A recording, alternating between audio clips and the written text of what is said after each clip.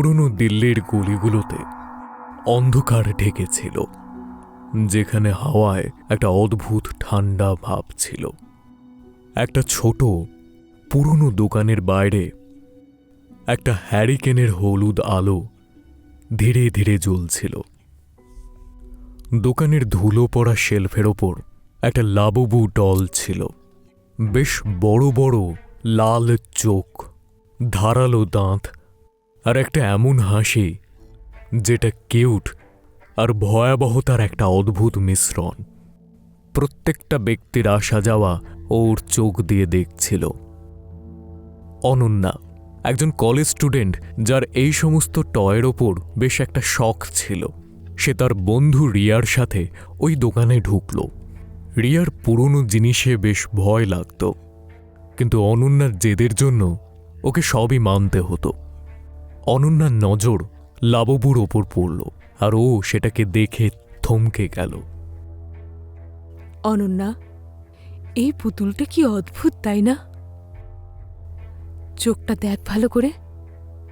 মনে হচ্ছে এটা যেন আমাদেরকেই দেখছে।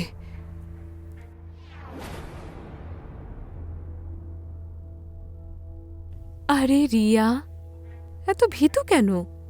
এটা তো শুধুমাত্র একটা পুতুল। কি ইউনিক দেখতে। আঙ্কেল, এই পুতুলটার দাম কত? এই পুতুলটা তোমার জন্য ৩০০ টাকা। একে সাবধানে রেখো। এত কেন দাম? কোনো বিশেষ কিছু আছে নাকি এতে? একে সাবধানে রেখো।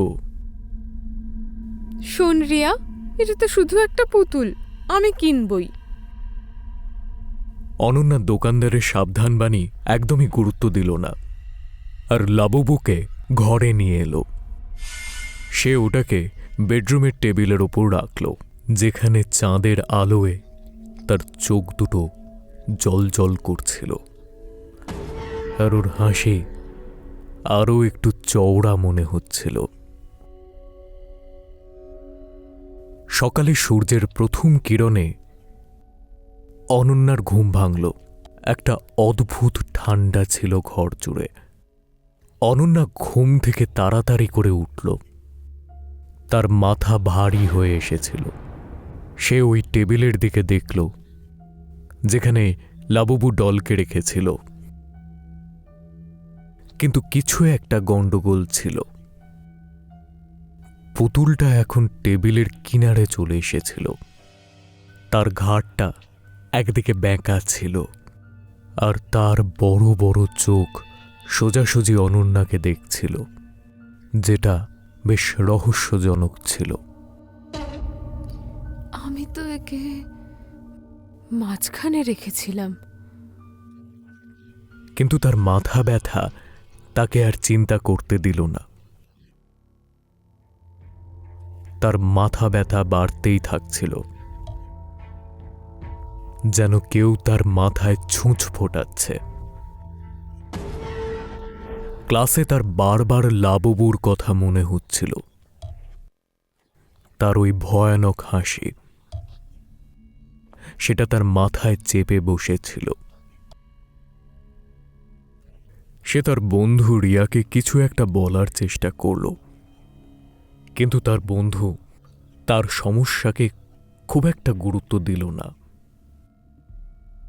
সন্ধেবেলা যখন অনন্যা বাড়ি ফিরল, সে তার ঘরের দরজা খুলল এবং যে দৃশ্য দেখতে পেল সেটা দেখে তার মাথা ঘুরে গেল। লাবুবু আর ওই টেবিলে নেই। অনন্যার বিছানায় বসেছিল। তার ওই অদ্ভুত হাসি আর বড় বড় জলজলে চোখ সোজাসুজি অনন্যার দিকে দেখছিল। এ কি? আমার বিছানায় কি করে এলো এটা? আমি তো ওকে ওই ডেস্কের উপরে রেখেছিলাম। সে কাঁপা হাতে লাবুবুকে তুলল আর আবার ওই টেবিলে রেখে দিল, আর বিছানায় শুয়ে পড়ল। কিন্তু ঘুম তার চোখে আসছিল না।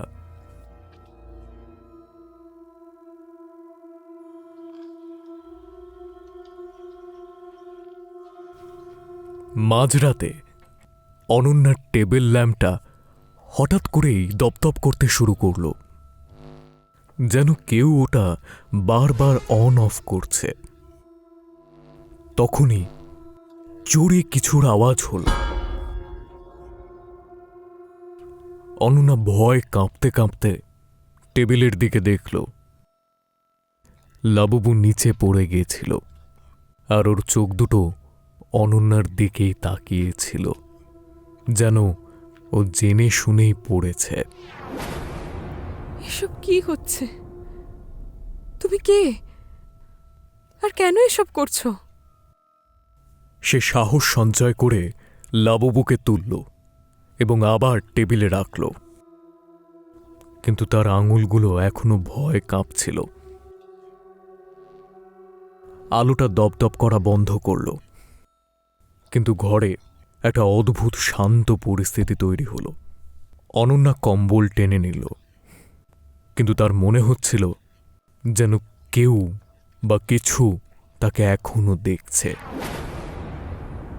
রাত গভীর হয়ে এসেছিল, আর চারিদিক খুব শান্ত ছিল। টেবিল ল্যাম্প দপদপার পর লাবুবু আবার টেবিলের ওপর উঠে গেছিল, কিন্তু সে অনন্যার দিকে একভাবে তাকিয়েছিল, যেন কোনো রহস্যজনক ঘটনা লুকিয়ে আছে।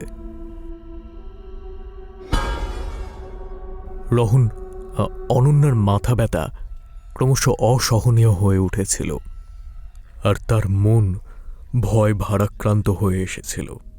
ভয়তে সে নিজের ফোনটা উঠালো এবং রিয়াকে কল করল। রিয়া, তুই ঘুমোচ্ছিস? আমার আমার কিছু কথা আছে। অনন্যা, রাত 1টা বাজে। কি হয়েছে? তুই ঠিক আছিস তো? আরে ওই পুতুলটা, লাবুবু, এটা নেওয়া ঠিক হয়নি রে। আজ বাড়ি এসে দেখেছিলাম ও আমার বিছানায় রয়েছে, তারপরে ওই টেবিলের ওপরে রাখলাম। হঠাৎ দেখলাম বেডসাইড ল্যাম্পটা দপদপ করছে। তারপরে হঠাৎ দেখলাম মেঝেতে পড়ে আছে, কিন্তু ওর চোখগুলো যেন এক দৃষ্টিতে আমার দিকেই তাকিয়ে। কি? তুই নিশ্চয়ই কোনো ভয়ের সিনেমা দেখছিলি, সেই জন্যই হয়তো তোর এরকম মনে হচ্ছে। না রিয়া, আমি সত্যি বলছি, আমার মাথা ব্যথা করছে, আর আমার মনে হচ্ছে কেউ যেন সবসময় আমার দিকে তাকিয়ে। ওই পুতুলটা, ওর মধ্যে প্রাণ রয়েছে। অনন্যা, একটু শান্ত হ। হয়তো তুই একটু বেশি ভাবছিস। শোন, তুই এত চিন্তা করিস না। কাল কলেজে দেখা করে এই বিষয়ে কথা বলবো। এখন ঘুমিয়ে পড়, ঠিক আছে? ঘুমিয়ে পড়। আমার ঘুম পাচ্ছে না, বিশ্বাস কর। যদি কিছু হয় তখন? থাম অনন্যা, কাল দেখা হচ্ছে। পরের দিন কলেজে অনন্যা আর রিয়া মিট করল। অনন্যার চোখের তলায় কালি পড়ে গেছিল। রিয়া সেটা দেখে এক মুহূর্ত থেমে গেল। অনন্যা, তোকে দেখে খুব একটা সুস্থ মনে হচ্ছে না। কি হয়েছে? পুতুলটার জন্য তুই কি এখনো চিন্তিত? রিয়া, আমি তোকে বলেছিলাম না ও একাই নড়াচড়া করে। আজ সকালে ও আবারও টেবিলের সাইডে চলে গেছিল, আর আমার মনে হচ্ছে ও আমাকে ফলো করছে। আমার মাথা ব্যথা একদম কমছে না। দেখ, তোর যদি এতই খারাপ লাগে তাহলে ওই পুতুলটাকে একটা বক্সে প্যাক করে ওকে নিজেদের স্টোর রুমে রেখে দে, যাতে তুই ওকে দেখতেই না পাস। আর যদি ও বক্স থেকে বাইরে বেরিয়ে চলে আসে, তোকে আমি বোঝাতে পারছি না, ও আমার কাছ থেকে কিছু একটা চাইছে। অনন্যা, তুই নিজেকে ভয় পাওয়াচ্ছিস। বক্সে বন্ধ করে তালা দিয়ে দে। যদি তারপরেও কিছু হয় তখন আমায় বলিস। কিন্তু এই মুহূর্তে বিষয়টাকে নিজের মাথা থেকে বের কর। আমি চেষ্টা করব। এই কথা শুনে অনন্যা চুপ করে গেল, কিন্তু তার মনের ভেতরে এখনো ভয় ছিল। যেই ও কলেজ থেকে বাড়িতে ফিরল, সে লাবুবুকে দেখতে পেল। ওই পুতুলটা এখন টেবিলের মাঝখানে রয়েছে। তার হাসি আরও যেন চওড়া হয়ে গেছে। রিয়া যা বলেছিল অনন্যা তাই করল। পুতুলটাকে বক্সের ভেতর বন্দি করে স্টোর রুমে রেখে দিল। অনন্যা সাহস সঞ্চয় করল আর বিছানার পাশে থাকা ঘুমের ওষুধ ওঠালো। আমি যদি ঘুমিয়ে পড়ি তাহলে হয়তো সবকিছু ঠিক হয়ে যাবে। সে নিজেকে বলল, কিন্তু তার গলার আওয়াজে ভয় স্পষ্ট ছিল। সে ওষুধটা খেয়ে নিল এবং বিছানায় শুয়ে পড়ল। ধীরে ধীরে তার চোখে ঘুম নেমে এলো, আর তার চোখ ভারী হয়ে এলো।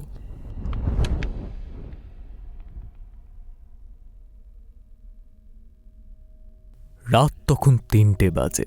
তার ঘুম হঠাৎ ভেঙে গেল। তার মনে হচ্ছিল সে যেন দুর্বল হয়ে গেছে। তার চোখের তলার কালি আরো গভীর হয়ে উঠেছিল, আর তার বুকটা এত জোরে জোরে ধড়ফড় করছিল যেন মনে হচ্ছিল এক্ষুনি ফেটে বেরিয়ে আসবে। সে ওঠার চেষ্টা করল, কিন্তু এক ফোঁটাও নড়তে পারছে না সে। তার শরীরের একটাও অঙ্গ প্রত্যঙ্গ নড়ছে না। ভয়তে তার শ্বাস বন্ধ হয়ে যাওয়ার উপক্রম হলো। সে দরজার দিকে তাকালো, যখন দেখতে পেল দরজায় একটুখানি ফাঁক ছিল। অনন্যার নজর ধীরে ধীরে নিচের দিকে গেল। তার গলা শুকিয়ে এসেছিল। তখনই তার পায়ে একটা জ্বালা অনুভূত হলো। সে মাথা নামিয়ে যখন দেখল, তার চিৎকার গলাতেই আটকে গেছিল। লাবুবু তার বিছানার কাছেই ছিল। তার মুখে রক্ত ভরা একটা ভয়ানক হাসি লেগেছিল। পুতুলটার ছোট ছোট দাঁত অনন্যার পায়ে বসে গেছিল, আর তার রক্ত পান করছিল। অনন্যার শরীর কাঁপতে শুরু করল, কিন্তু সে এক ফোঁটাও নড়তে পারছে না। অনন্যার চোখ ধীরে ধীরে বন্ধ হতে শুরু করল। তার শরীর আর তার নিজের নিয়ন্ত্রণে নেই, আর তার মাথা তখন অন্ধকারে ডুবে রয়েছে।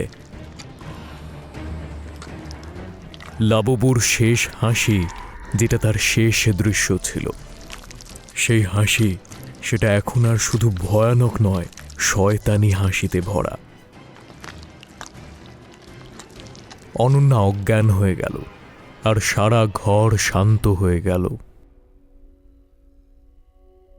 মেঝেতে রক্তের ফোঁটা এখনো পড়তে থাকল, আর লাবুবু কোথায় নিরুদ্দেশ হয়ে গেল।